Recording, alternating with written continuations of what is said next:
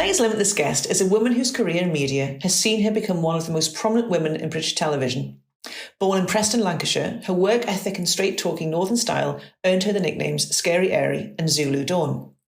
Not one to shy away from a challenge, she has risen through the ranks of broadcasting with breathtaking speed and success, taking on leading executive roles with broadcasters Channel 5, ITV and BSkyB, plus a stint as non-exec director at Channel 4. Soon after, she joined pioneering tech company Yahoo before leading photo agency Getty Images as its CEO, where in 2018 she became a non-exec member of the board. Today, she leads a portfolio career, lending her talent and wisdom to non-executive roles with Blackbird, Grosvenor Estates, Digital Theatre and the National Youth Theatre of Great Britain. She is Vice President of the Television Society and Fellow of the Royal Society of Arts. In 2019, she became chair of a 12-person board overseeing future strategy and policy of women's club football in England. She now chairs the FA's Women's Super League and Women's Championship football at the Football Association. Welcome to Limitless, Dawn Airey. Thank you. Dawn, tell me, what was life like for a young girl growing up in Preston in the 1960s? Well, what I can remember, because it was quite a long time ago, it was thoroughly enjoyable, actually, and very rooting. And a lot of my extended family are still up in the northwest, and many of them are my cousins have sort of stayed in Preston. So, I mean, it was very... There was still very much sort of the legacy of the Industrial Revolution. We lived in a terraced house. We had sort of cobbles on the streets. There was a real sense of community, a lot of sort of blue collar workers, but just a lovely sort of community spirit and sort of if you're a Prestonian, I sort of think if you just come from the north, whether you're on my side of the Pennines or your side of the Pennines, Ruth, there's just something very rooted about being a northerner, and I hold on to those roots with pride and with longevity. Although we moved down to the southwest when I was 7, so pretty young, really, pretty young. So, a girl from Preston, growing up in a conventional sort of blue chip environment, as often these working class areas are, you then went to Cambridge to study geography. So, geography tends to be a fairly male choice, and going to university we recognise now as being a slight privilege. How was that? Was there a contrast from your background? Not really. I remember my parents had both been to university. Mum as a mature student. Dad went sort of at the sort of conventional age. And, I was very deliberate, which was I knew I wanted to go to Cambridge. I knew what college I wanted to go to. I wanted to go to Girton College. And Girton was fully mixed when I was there, but it was the first female college. And that sense of history for me was really important. I'd seen a documentary on BBC Two about Girton. I thought that was a fantastic place. And what an extraordinary legacy of amazing pioneering women who had sort of funded and established this college. And here was a college where women could study for undergraduate degrees, but weren't allowed to be awarded them. I mean, it was sort of ridiculous. But anyway, that was time long before I was there. And I knew, so I wanted to go there. Why geography? Really good question. I was good all-rounders. Actually, that's one of the things in life that I discovered. I'm sort of sport-wise, I could do anything in athletics, a little bit like professionally. I'm sort of good at everything. And that, not a master of anything, but sort of pretty competent at a lot of things. And because I'm curious, and geography actually genuinely gives you a really insight into the world, not just sort of the physical construction of it, but how people interact, how they come to live where they live, how cities develop, how anthropologically we end up where we are. And I really enjoyed it. And actually, geography attracted a lot of what I would call very rooted, fun people. And actually, the other truth is I knew I wanted to have a good time at university, and this wasn't going to be too demanding a degree, and it certainly wasn't when I went to university in the 80s. It's not like now. I look at my kids and just how hard they work. My little one who's doing prep for O levels, it's sort of what I was doing at A levels. But it was a good time, and I adored Cambridge. I mean, Cambridge truly was a very powerful contrast to school, which, to be honest, I hated. But I loved university with a vengeance, and I didn't waste a moment of it doing everything but having a jolly good time and meeting great people. And that attraction for meeting people has led you into a career in broadcasting. Did you always know you wanted to move into broadcasting? Because you described some very intentional steps to go to the university of choice and deliberately what you wanted to study.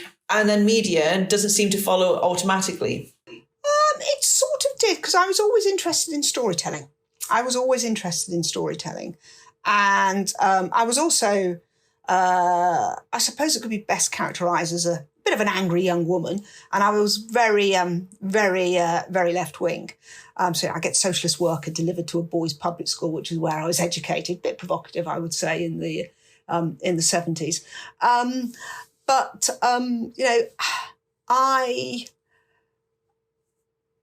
was just clear about, what I wanted to do. And storytelling struck me, if you wanted to do that in the most effective way, it would be with a broadcaster. So I applied to the broadcasters. I mean, I applied to the BBC. I didn't get in. That was a bit of a shock, I have to be honest, because I thought I would. I thought I did all the right things at university, but that was fine. There was all these things called ITV companies. So I applied to them, and Central Television, which was the largest 7-day ITV contractor, were taking on trainees. So I went to be a trainee there. And it was a general traineeship. And at the end of it, you could have ended up a news producer, an entertainment producer. You could have ended up in commercial or business affairs. It was up to you to create your own opportunities. But you were given in the 2-year training a really good overview of the business, which actually stood me in really, really, really good stead. So I went to Central. Never did become what I wanted to be, which was a news and current affairs producer.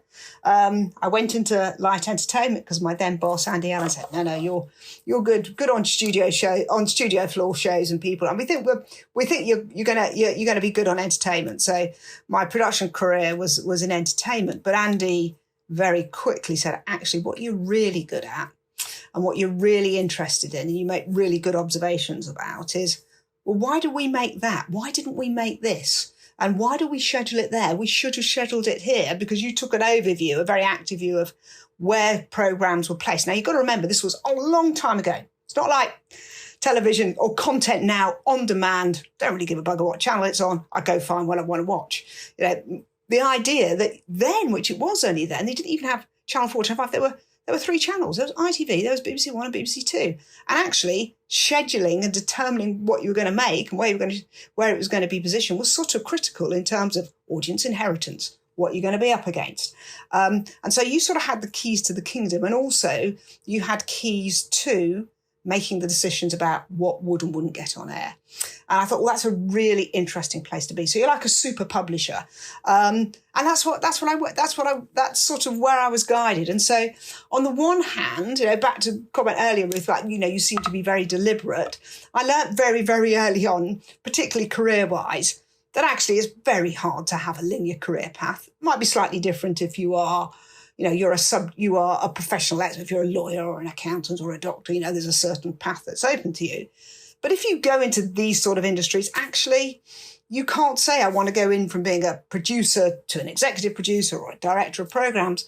You've got to do your job, do it well. And this is certainly what I found as I've gone through life. If you do something well, and you are, you're a good person and you get on well with people, somebody will come along and offer you something else. And the other thing that you might be offered is quite simple. Is it irresistible? Because if it's irresistible, you don't resist and you move. And my career has been, my so-called career, and I do call it a so-called, it's been just a series of very, in the main, not always, very happy, very productive assignments. And so it sort of worked out okay at the end of the day, although there was some dark moments during that journey when I thought, oh, bloody hell, why the hell did I make that decision? But that's life. We all make mistakes, and think about mistakes as you learn from them, you move on quickly. So it strikes me as being there and taking and seizing every opportunity. And you almost describe it as serendipity that, these exciting opportunities came along, but undoubtedly because of your hard work and commitment got you noticed. You talk about having a non-linear career, and I think many of us would recognise that in today's world. And of course, you also talked about when you started your career, there was only three channels. I'm of an age where I remember those three channels, and now we have many, many more. We have streaming, etc. Now, with that has been a proliferation of technology, media, etc. And I'm keen to get your views on how someone in senior media and broadcasting balances the truth and transparency with the proliferation of fake news and other distortions that we get in media. How do executives manage that? Well, when I started out in telly, it was dead easy because you didn't have that. And certainly if you are a public service, well, I would say public service broadcaster, if you're any a broadcaster and you're a licensed and a regulated service, and you're a news service, you've got to provide in this country an independent perspective from pucker sources. We're now, however, in a world, so it's very interesting. My kids, we were only talking, like probably most families, talking about Ukraine and the impact that it's having on the world, on ways that was never imagined when this sort of war started in February. And they were incredibly informed. My 15-year-old, I said, well, Dos, where are you getting all of these views from? He said, I get it all from TikTok. Now, that's all very well because there are pucker broadcasters who put content on TikTok.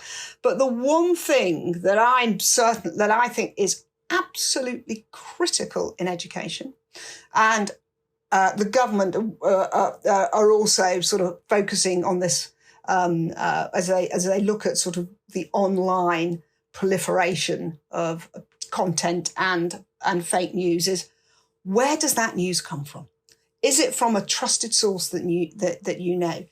Because if it isn't, you should question it. Now, it doesn't mean to say it's wrong, and it doesn't mean to say that you can't offer multiplicities of views that are polarizing. I think actually that makes for a healthy debate. So you can have right-wing news, you can have left-wing news, but you've got to know where it comes from. And if you don't, then that has, I think, very big questions for control and power and democracy and the way the world is moving. And indeed, I would argue has moved. And I certainly started to see this at Getty, and in terms of how software can manipulate images. So I could be talking to you now, but it's not me talking to you. What's coming out of my, it's completely generated by a bot. And if you've got that with world leaders that you trust or you respect, and they're saying something which actually hasn't come out of their mouth at all, that is seriously worrying. That is seriously worrying for democracy. So it comes back to, in a way, you can't get the genie back in the bottle. You can't say everything has to be regulated. But what you can do is educate your citizens to understand the sources of what they're consuming.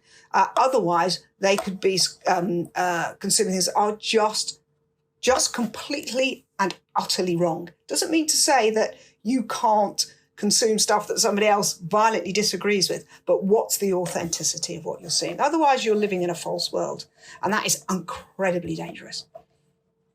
It's the way you describe it there for us all to kind of recognise it should worry us all, for sure.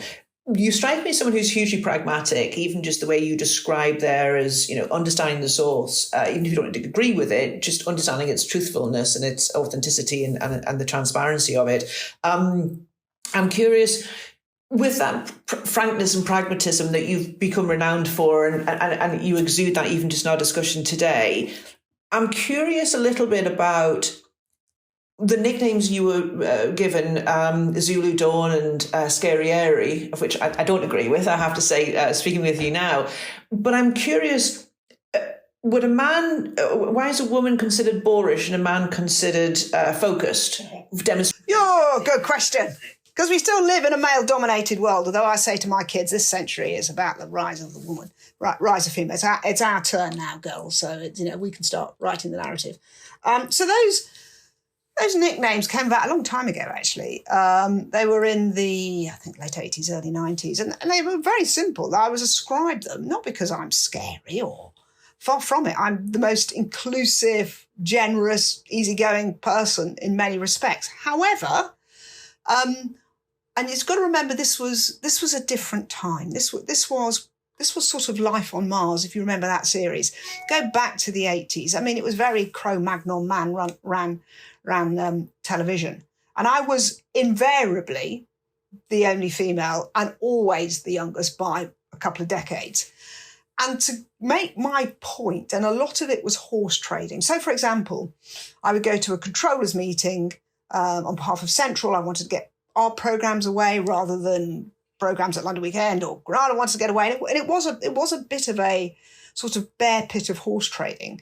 I had to know the strength of my programmes, but I also had to know the weaknesses of my rivals. So I was forceful insofar as I was very consistent. I'd done my homework back too. You don't get anywhere in life unless occasionally you can just be lucky, but most people only get to the highest echelon through really hard work. And I always did my research, and I still always do my research. Somebody once said to me, is it a female thing? I said, no, it isn't. And it shouldn't be, because, are you trying to overcompensate? No, you should do your homework. You should really do your homework and work really hard. I used to go into those meetings and make damn sure that I came out with what I went in to get. And en route, made sure that there was a bit of collateral damage elsewhere, because that is what they would have done to me. Now, did those gentlemen who were in equivalent positions of me have nicknames? No, not at all. It was done in some ways as a term of affection, but it's sort of vaguely annoying. You move on sort of nearly 30 years and you're still like, oh, scary, Airey, Zulu Dawn, what on earth were you like? Well, I'm no different to what you see now. I mean, I was younger, and I'm, now I'm wiser, but fundamentally I'm not different at all. I do my homework, I've got my brief, I know what I want to achieve, and I'll be very straightforward about getting it. And it resulted in that. So is it unfair? Yes. But in some ways, it gives you a character. I mean, there's that in theory, not in theory, it does sometimes make you a little more interesting. Well, this person must be interesting because they're known as this, even though the reality of it is sort of a country mile away, in my view, of what somebody who's scary is. Although it's interesting, actually, because I've been to Harvard on many occasions, and I went, and this was, last time I went was, I think it was 2005. And they do this 360-degree sort of assessment of how you're perceived. And it did come across, actually, even then, that actually you're just sort of you can come across as off-putting because you're so straightforward. Now, I don't see that as off-putting, but you've got to be aware that others do. So you sort of learn to moderate it. But honestly, in a group of men who were 20 and 30 years older than me, I mean, I'm no holds barred. I was going for it. And it worked rather well, but I was promoted. So all good. Happy days. Well done. I want to pick up on something you said earlier when you said, kind of going up in the 70s and being a bit angry. I can relate to that as someone who grew up in the 70s and 80s in the North. And I think those parallels of the North and the South, even though we're a global organization, global world now, we're starting to hear more accents on television. If you think of Love Island, with the Scottish guy, etc., it seems the media seems more accepting of accents now. Are they, or is it a forced agenda that they have to? Because I know you're a great proponent of inclusivity, and as someone who speaks the Northern accent, I'm always grateful of that. But I kind of just wonder if it's really welcomed or if it's just expected, so we'll do it. It's a good question. No, I think the world changed, and I think it's changed for the better. And I think that difference is now embraced as character. It's not sort of derided. You're not picked on because you look different, or you look different, you sound different. You don't come from where I come from. My lived experience is different to yours. Mine's better. No, it's not. And I think actually one of the amazing things, the amazing progress that has been made, and again, I'm going to come back to sort of personal experiences we all do. I look at my kids and I think, I'm really hopeful for society because, and it's the woke generation. Actually, what does that mean? It means they are very thoughtful very thoughtful about actions and reactions. They're very, very, very kind. This is a generation of kind human beings, and that's got to be a good thing. So television it does have to do two things.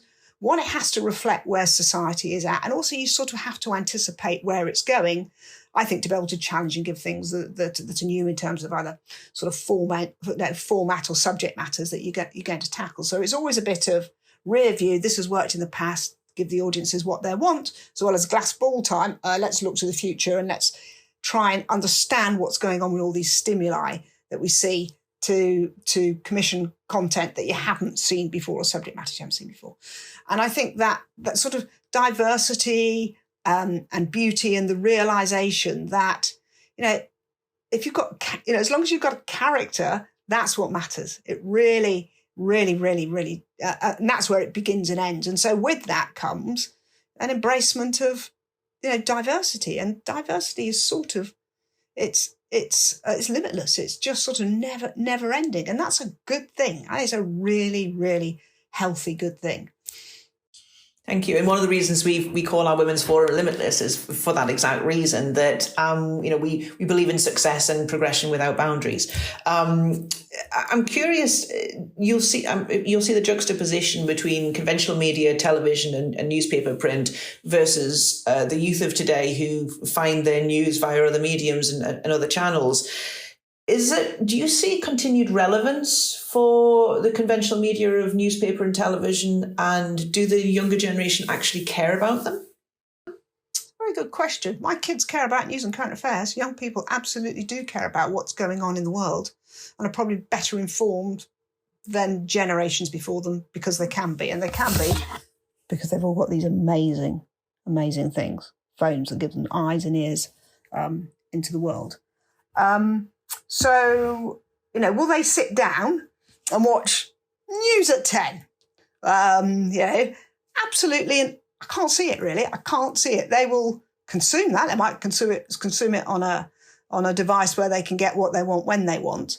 And it goes back to trusted sources of content, or places they know them sufficiently well to give them what A, they like, and B, what they think you're going to like. Back to that rear view glass ball. And the big broadcasters, I think it takes a long time,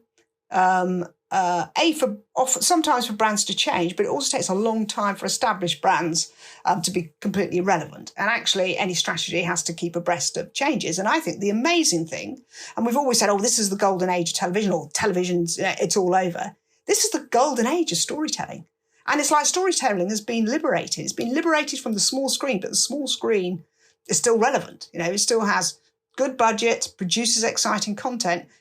My kids get behind it, and watch a whole host of stuff. They don't know it comes from Channel 4, Channel 5, ITV, but they don't really care.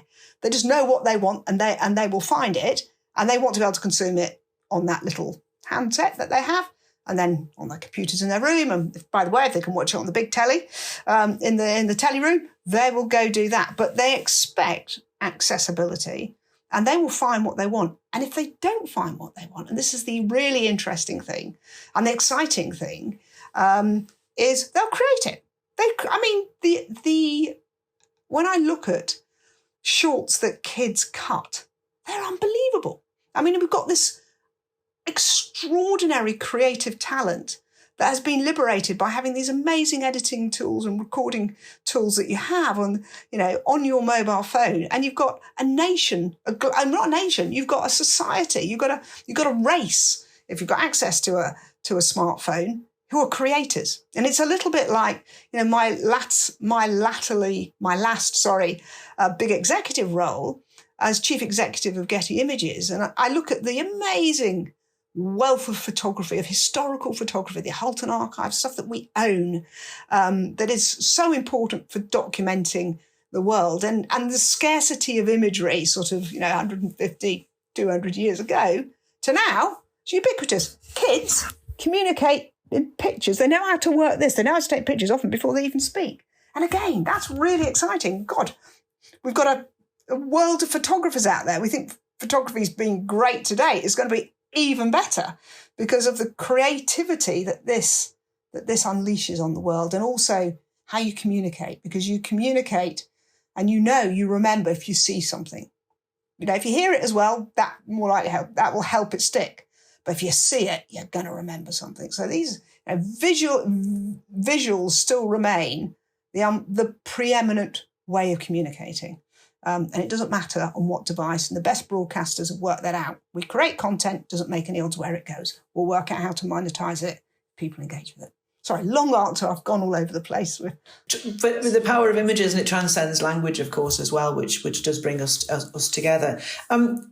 Speaking of the youth and how they consume and what's relevant to them, we see a lot of youth, not exclusively but predominantly, becoming publishers in their own right and influencers, etc., and then they move into the public domain. That's a choice, and it's very intentional. And I kind of want to just speak about you as a private person, then being pulled into the kind of public arena and explicitly wanting to talk about a Sunday newspaper who decided that you were fair game and that they wanted to exploit and break a relationship story. When arguably, was that really in the public domain? Is it of any interest? Would people care? Is that what they want to read on a Sunday when we should be perhaps more concerned about what's going on in the world? Well, you like to think so, but the Mail and the Evening Standard had a very unhealthy interest in me, and that was because I was an executive at Sky, and Sky was owned in part by News Corp. And News Corp owns the Times and the Sun. And so if you are a high-profile executive and you are working for one of those rival newspapers, groups, you are possibly fair game. Now, I was outed by the Sunday Mail. Not outed to friends, but there were plenty of people who didn't know, and they didn't need... It was not that I was leading a false life or anything. It's just people who didn't know. It's sort of so irrelevant. Sort of, so what? It's nobody's bloody business, really.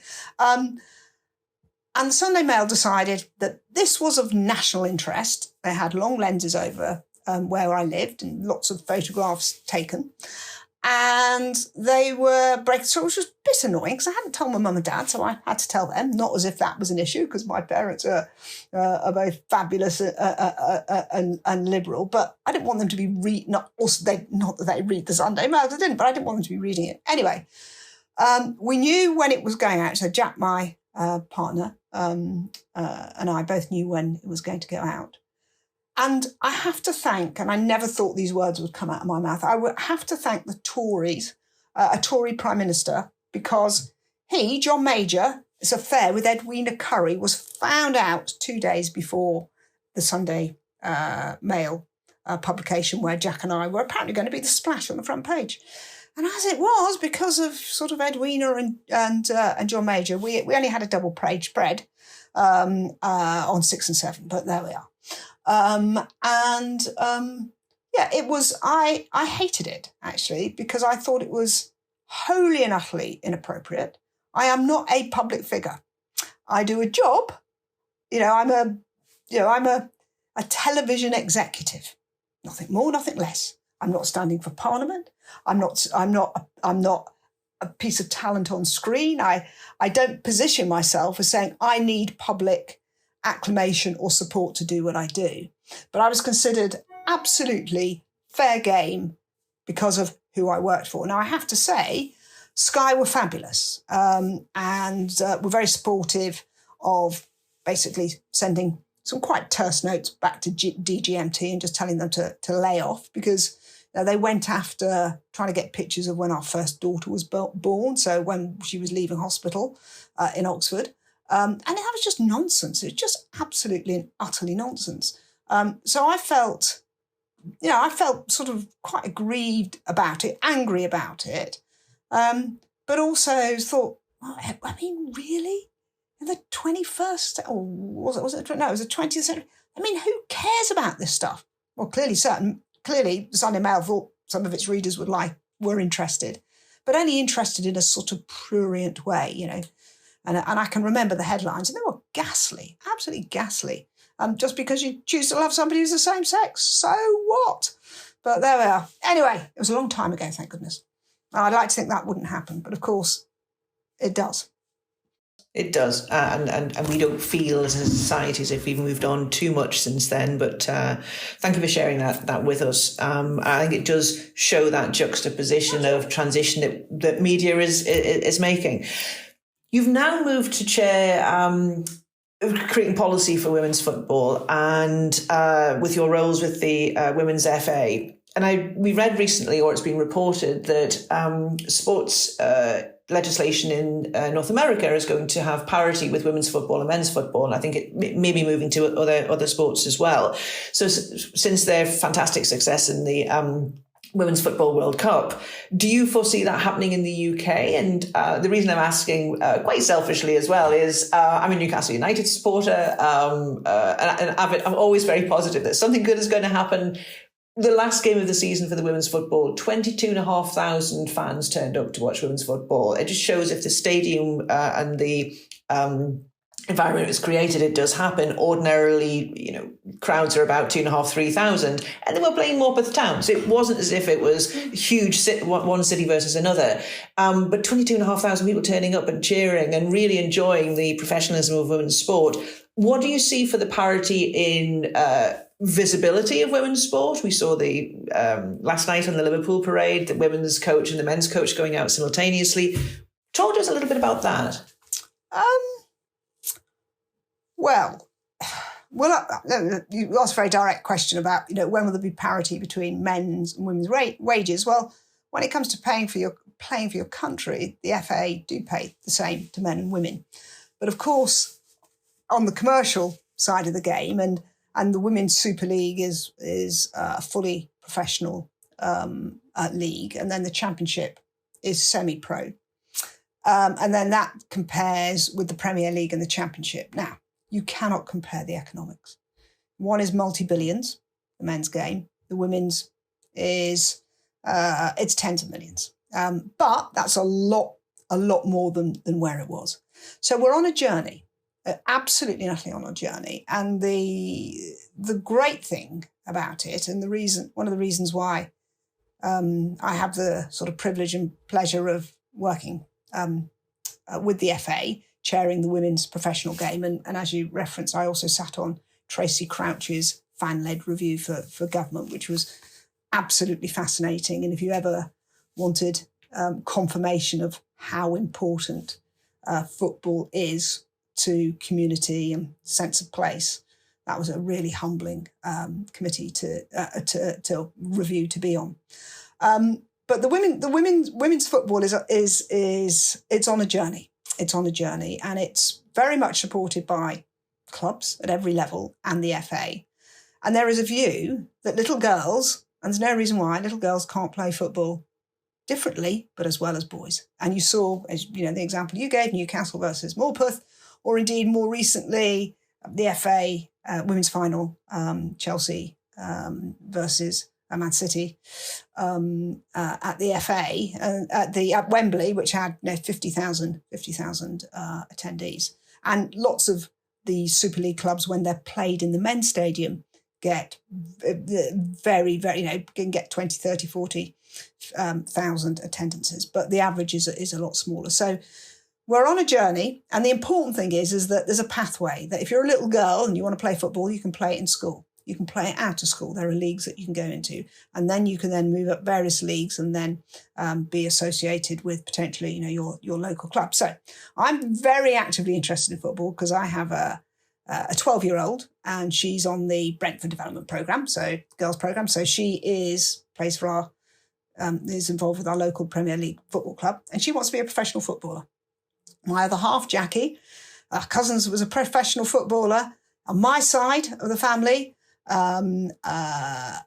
we have a very famous female footballer called Alice Kell.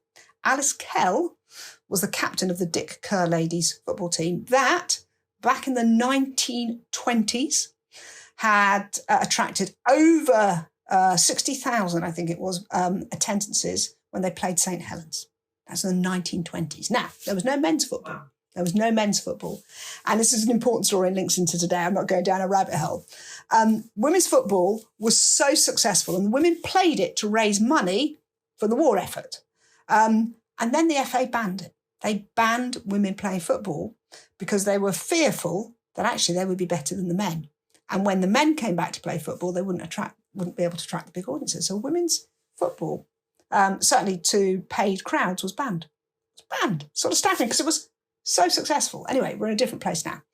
So the journey that we're on is giving opportunities at every single level to little girls.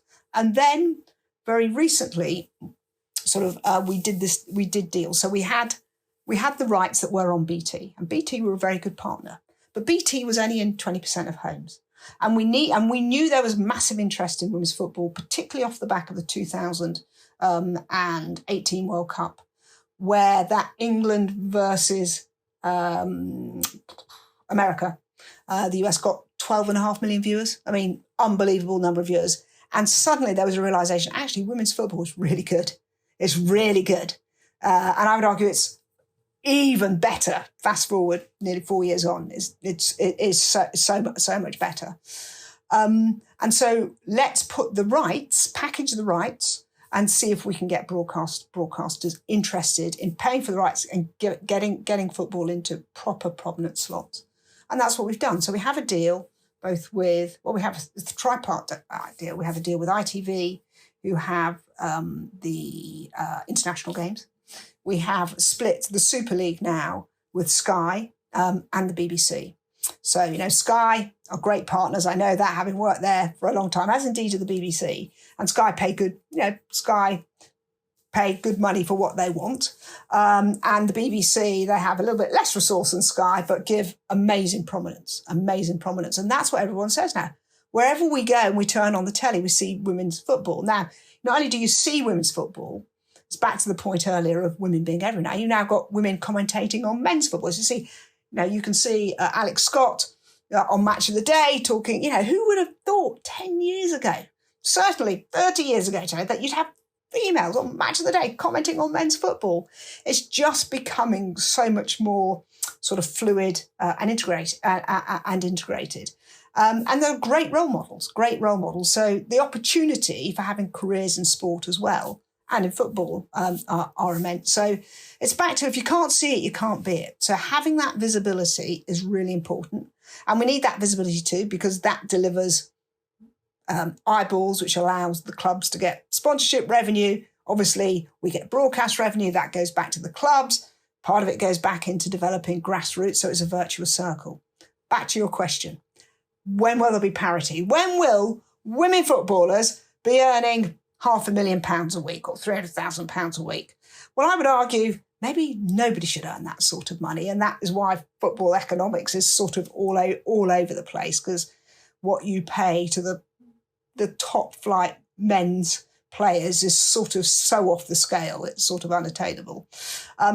But should there be parity? Yes, when the women's game can attract the commercial parity that the men's game does. And then I throw that back to women to say, you need to get behind this support. You need to look at who's sponsoring it. You need to be questioning, well, why aren't there more female brands? Or actually, you need to be attending. You need to be encouraging if you've got girls that they want to play football. And it's all one big connected ecosystem. But we're on a journey. And I have to say the FA have been phenomenal, as indeed of the Premier League and clubs who run most of the top women's football clubs are run at a pretty big loss. Because we're in the development phase. But I'm very clear that the growth in sport and growth money in sport over the next decade is going to come from women's sport. And that isn't just football. It's cricket. Cricket is coming on leaps and bounds with the hundreds. Rugby. Women are perfectly capable of competing at the highest possible level, being incredibly, is great entertainment. Sport is entertainment. And with it comes, commercial sponsorships, an association, and that just unleashes money into the whole system. So it's part of a journey. It's a privilege to be on it, and it's hugely exciting. Thank you. Your point there, very eloquently said, is representation matters, role models matter, visibility matters. then it starts to benefit economically the wider society. Interesting, we had Helen Richardson-Walsh, the double Olympian hockey captain, on last year talking with us, and she said very similar things. Girls can play hockey, girls can play rugby, girls can play football, and they should, and we should be giving as much visibility and prominence accordingly as well. It also helps to break that myth that women do understand the offside rule, and it's more than a game of just two halves. Who'd have thought? Dawn, thank you so much for your generosity and sharing a lot with us today. It's been hugely insightful, sort of having a little bit of a journey through your career. Reflecting back, what advice would you give to your 18-year-old self? What would I say? Don't be in such a hurry. I was always in a rush, I'd probably say slow down a little bit. I would also tell myself to, whilst I had a mentor, and he passed away and I didn't replace him. That was a mistake. It's always good to sort of have somebody who you can go to and just say, can I just chew this over and reflect it with you, that knows sort of the work environment and the challenges that you face. So I would say slow down. It's a long game. You'll be working for a long time. Slow down a bit. Don't always be in such a hurry to do the next thing, and go out and seek wise counsel a little more. But otherwise, I think that's probably it. And I just say enjoy it, because it's been a fantastic ride, and long may it continue. Indeed. Look, Dawn, you are not scary. You are a delight to talk with. Thank you so much for being so open and generous with your time today and answering questions. We so look forward to publishing this and getting it out there to inspire other women in media as well. So many thanks for joining us today.